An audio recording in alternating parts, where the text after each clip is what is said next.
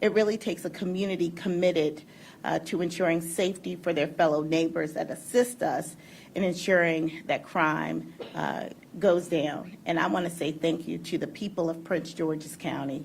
You all are our best partners. We appreciate the sacrifices you all make every single day to make this county a better place. And I'm so proud to have been elected to lead this county. But the leadership really starts on every street, in every neighborhood, in every household in this county. And I appreciate it. I know our chief appreciates it, and our entire public safety team. I also want to point out that we have the best public safety director around, in Mel Powell. Let's give him a round of applause, who's been able to really pull all of these pieces together, from fire, police, corrections, working closely with our sheriff, Homeland Security, and all of the other agencies, including those who provide social services to our community. Everyone has to work together in order to make a safe community. And so I'm super excited about the choices they have made, and of course the choices I've made to appoint them to these great positions. I also want to welcome today our CAO, Ms. Bardwell, Maxine Bardwell, along with Chief of Staff Latar Harris. Thank you both for being here.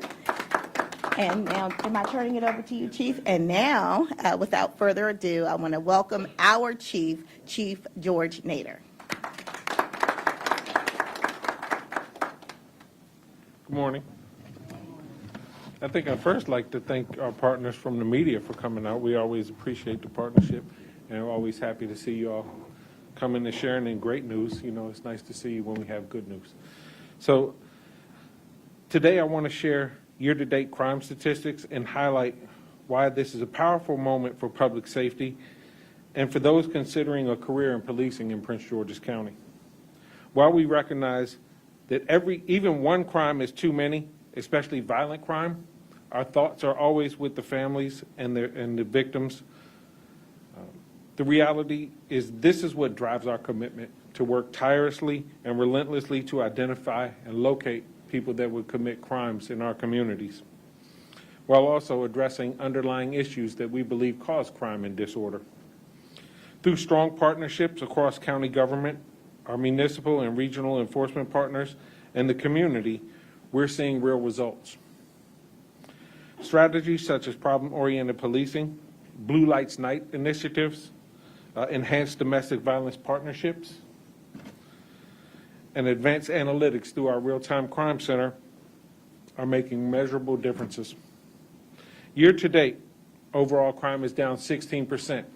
Now, some may say, well, 16%, what does that equivalent to? Well, if you look at it in a finite, it equivalates to 4,857 less victims of crime in Prince George's County so far this year. Violent crime is down 19%. Murders are down 40%. And when we look at our murders, one of the things we find is that in 80% of the cases, murders are committed by someone known to the victim. And there's probably another 10 to 15% of those cases that are unknown but may likely lead to the victim and suspect knowing one another. Robberies are down 48%. Carjackings down 55%. Property crime is down 15% with reductions across burglaries, larcenies, theft from autos, and stolen vehicles. These improvements include meaningful progress involving juveniles with decreases in both victimization and arrests for juveniles. A lot of this can be contributed to some of the things that were launched under County Executive Braveboy previous position as the state's attorney to include a real focus on truancy and truancy enforcement, the Family Justice Academy, Teen Court, and the strengthened partnership with DCJS at the state level. This progress reflects the dedication of the sworn and civilian professionals, our community and faith-based partnerships, and the families who support the officers around the clock.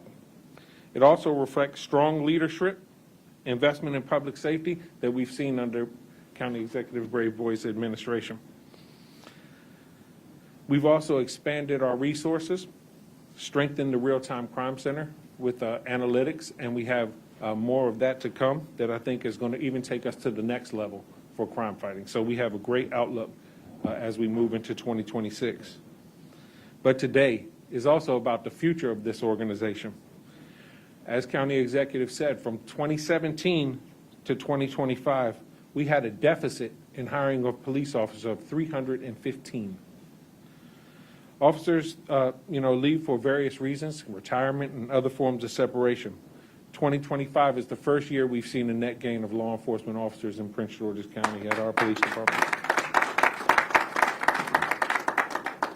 Also happy to say that since County Executive Braveboy took office, we've seen a 67% increase in hiring of police officers. Now I would like to recognize behind me in the grays our most graduated EPO class experienced police officers, session 154B, and the largest recruit class in 10 years.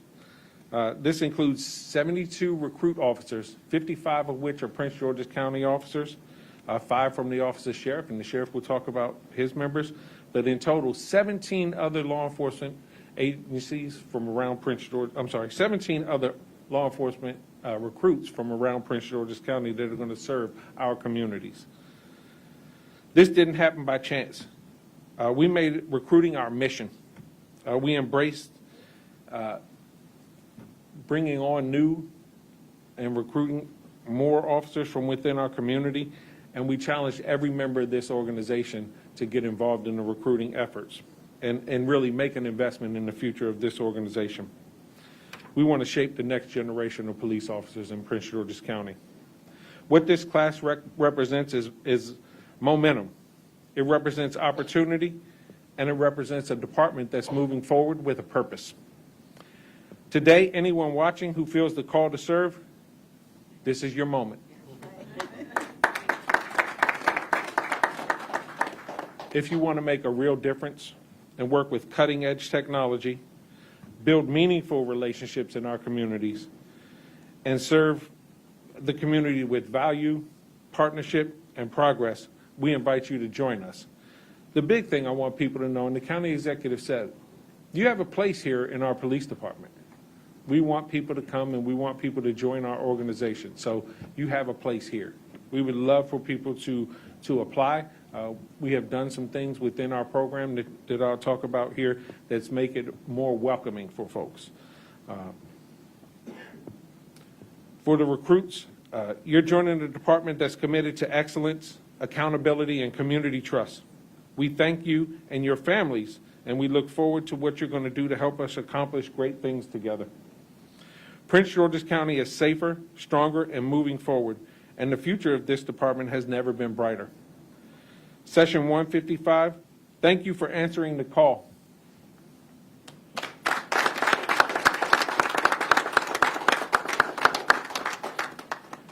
Your futures in Prince George's County are bright. And with that being said, I would like to turn it over to really somebody that has unified public safety within Prince George's County. I can't say enough about everything that he's done. Our Deputy Chief Administrative Officer for Public Safety, Melvin Powell. Good afternoon. Good afternoon. First and foremost, I want to thank our County Executive, Aisha Braveboy, for what she's done. When we look back and we see the new recruits, this is an end result. There was a lot of big decisions made at the very top to make sure that as Prince George's County grows, public safety grows as well. So again, thank you, Madam County Executive.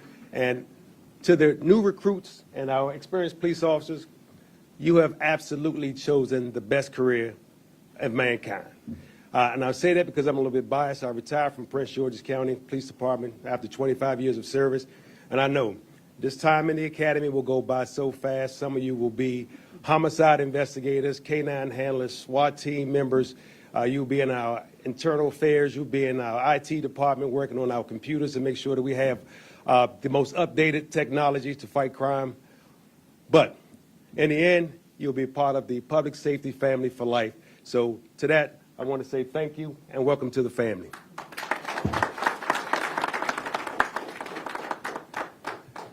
Next, I would like to introduce one of my strongest partners.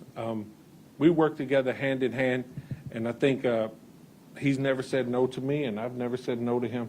And that's what partnership is. Where we need help, his team steps up, and they help, and we do the same.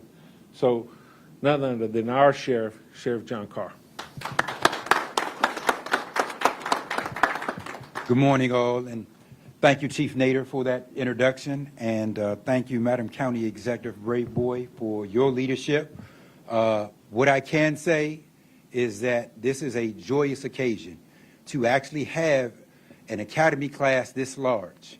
As the Chief said, many of those will be Prince George's County police officers, but one thing under the County Executive Braveboy's administration, everything has been about collective unity, about making sure that we work hand in hand together. So success for one agency is success for all. And that's one thing in public safety, whether you're with the Office of the Sheriff, the Prince George's County Police Department, or one of our municipal organizations, we all work hand in hand together.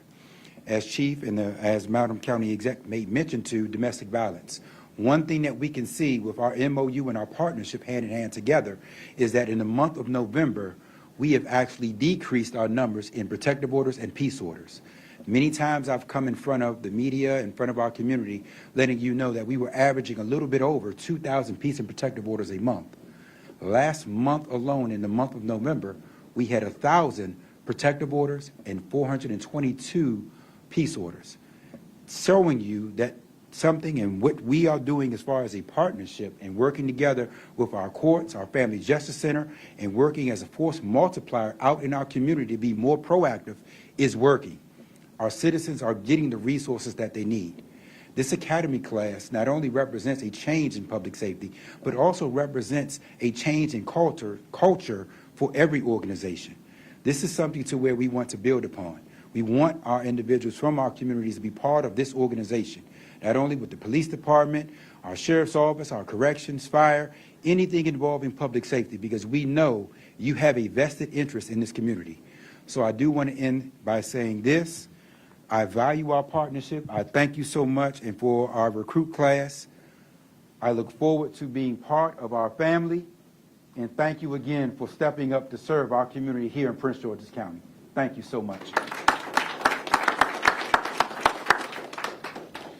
So I do want to recognize also some of the events that we have across Prince George's County during the holidays. We did a food basket delivery today. We have Core Rice Christmas Party that we did Saturday where we had over 300 deserving children. We have Toys for Tots coming up next Saturday where we have over 4,000 families registered to come, and we'll provide toys for those children. With that, we'll take a few questions. I would say if you have anything specific where you want specific numbers, if you could just forward that to Mr. Fisher, but any general questions we would love to do. But also, I would be remiss if I really didn't thank the members of the media who come out and ensure that we're transparent with our communities. Because also part of this hiring and part of this class is because the coverage that you gave us when we first got here. So really want to thank you for that. And Mr. Bell? Chief, I hate to start with this one. Yeah, please. What's going on in the district right now with regard to crime stats? Yes, sir. There are accusations that the stats down there are cooked. Can the people trust the numbers coming from this community, from this police department, from this government? Absolutely. How do we know that?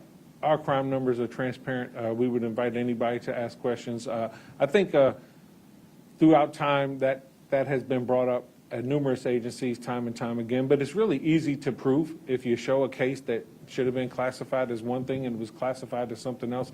It's really simple to pull that case and determine that. But we work diligently on our numbers, and if we don't have accurate reporting, it affects our strategies. It affects how we deploy our troops. So accurate reporting is not only important for the community, but that's what drives our strategy. So every Thursday we have crime meetings in here where we discuss our numbers. We look at them finite, and we determine how we're going to deploy.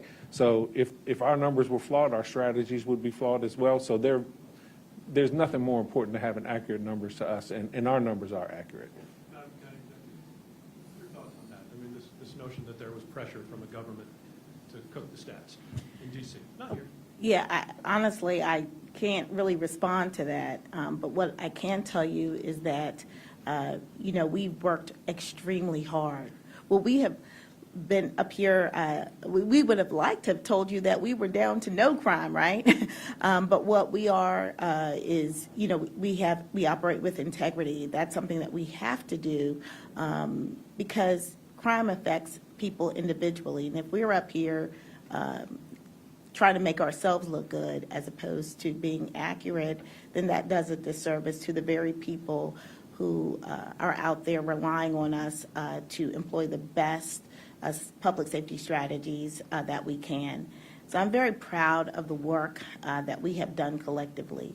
Would I have loved to have seen even more reduction in crime across the board? Of course, because that would mean that there are fewer victims, or hopefully at some point, no victims at all. But we are very focused on providing accurate numbers. And I am satisfied that our department, as well as our partners, are providing accurate numbers. Yes. Oh, The one thing we would ask if you just wait for a microphone because we are live streaming. So, Jasmine. Thank you. Thank you, Madam County Executive. Thank you, Chief Nader.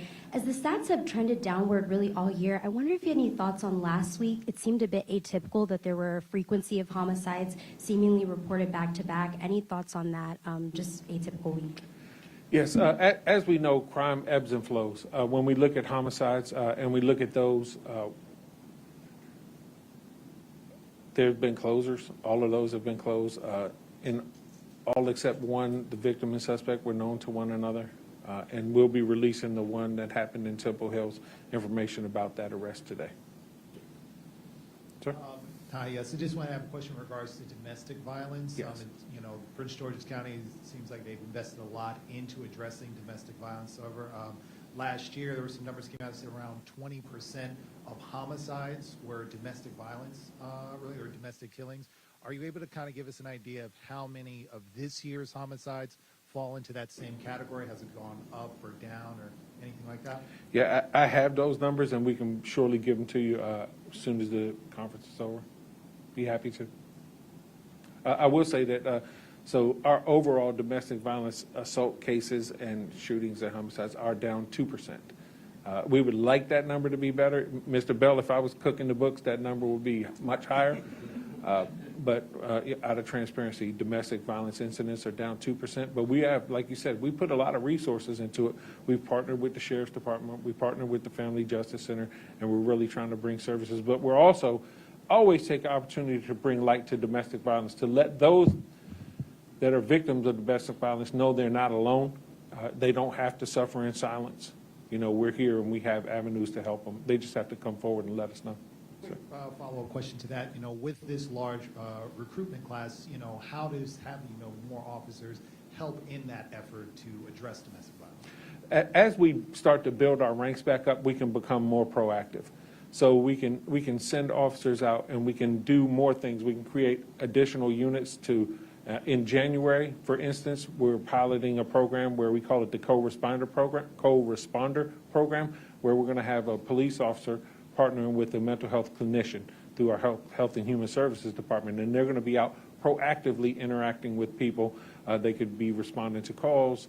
They could help people that are experiencing mental health crisis and things of that nature. So I think we'd be able to be more proactive. We'd be able to create more specialty units that could narrowly focus on certain things within Prince George's County that we think are maybe getting highlighted. One of the things that we're doing next year also is we're going to start a retail theft task force, so we can really focus on organized retail crimes because we want our retailers to feel safe and we want them to come to Prince George's County, but we know we can't do that if we're not providing a safe environment for them.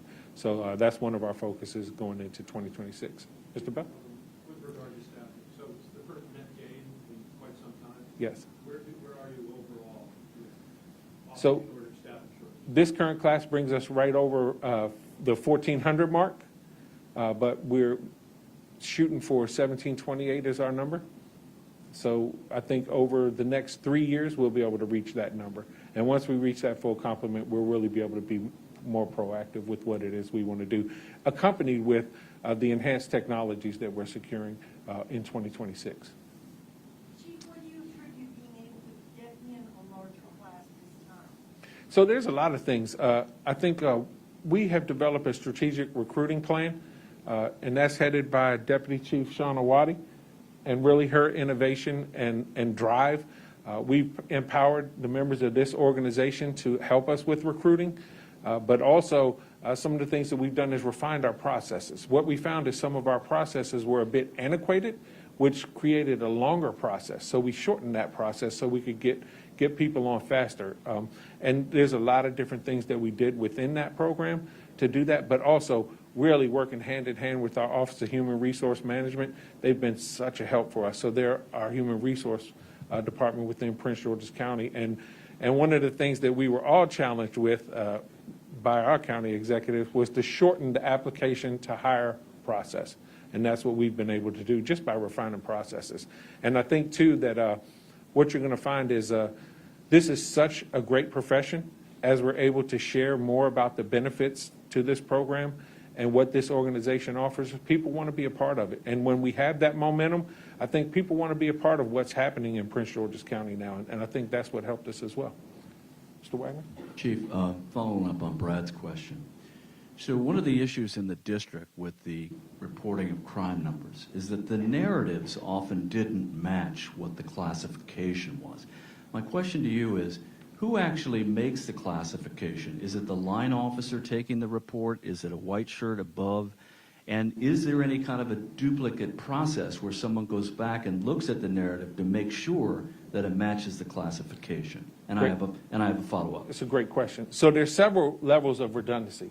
So first level is the officer. The officer does the classification. The officer will say, this is this type of crime. A supervisor goes in, reviews it, signs off on the report, and then it goes to another unit that looks at it and ensures that that classification is proper.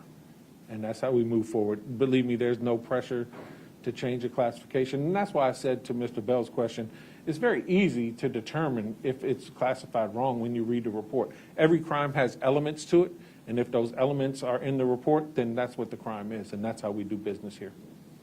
What is your homicide closure rate? And is it a UCR rate or is it current year, the one that you would say? Our current year is 80%. Our UCR rate is over 100%. And if I could explain the difference, because everybody doesn't know. So the current rate is based off homicides that have occurred this year. UCR rate also includes homicides that have occurred in previous years, you know, all the way back to some of the unresolved cases that we've been able to solve. So you say, how can you be over 100%? Well, we're pulling in crime stats from other years and closing that. And one thing I too will point out is when we say there's been a reduction in crimes involving juveniles, violent crimes, there's been a reduction in juvenile homicides as well. Last year there were 9. This year there were 5. All 5 of those cases are closed. Chief, can you tell me how many officers are in this current academy class? So if for Prince George's County Police, we have 55 officers. And then from the Sheriff's Department, there are 5. But the total non-Prince George's County police officers from law enforcement organizations within Prince George's County is 17. All right, we'll take one more. Mr. Bell. Yes. What do you suppose is going on with juveniles? I actually talked to a kid who, a week ago, was plugged into a program by DJS. He brought a gun into school, another gun. And he said, we're just starting to, our attitudes have changed. Are you seeing any change at all with regard to the kids? Why do you suppose juvenile crime's going down? I think the partnership with DCJS, where now when a juvenile commits a violent crime, a lot of times they're held. They're not sent back out in the community to commit more crimes. So they're held. But during that process that they're held, we're able to bring services to them. So a lot of our youth, they experience tough times. Not everybody has the perfect household. So when we have the chance to intervene and get involved, I think that's what makes a big difference. Prince George's County Police Department, we have a variety of programs surrounding youth. Police Explorers, Police Athletic League, all of these you can find online if you want to get involved in it. We're investing in our kids. The county executive is supporting us. The programs that she started at the state's attorney's office, I think, are starting to bring fruition to Prince George's County. So we're supporting those continued programs. And, we ask every member of the community really to invest in youth because they're the future and they're what we all have to look forward to coming and taking over Prince George's County. So there's nothing more important than our kids. All right, thank you all very much. Really appreciate your time.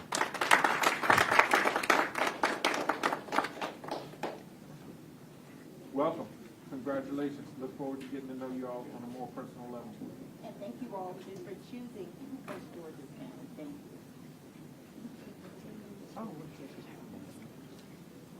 you. We're going to get a picture.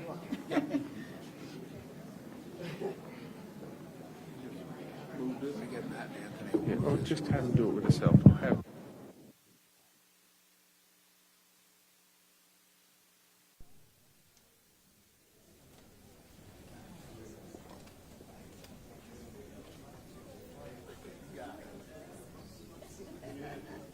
Jack, you want to jump in on this? I'm trying to figure it out. I'm sorry, 1 second, sir. Sorry, guys. Sorry. If I look in here. 1, 2.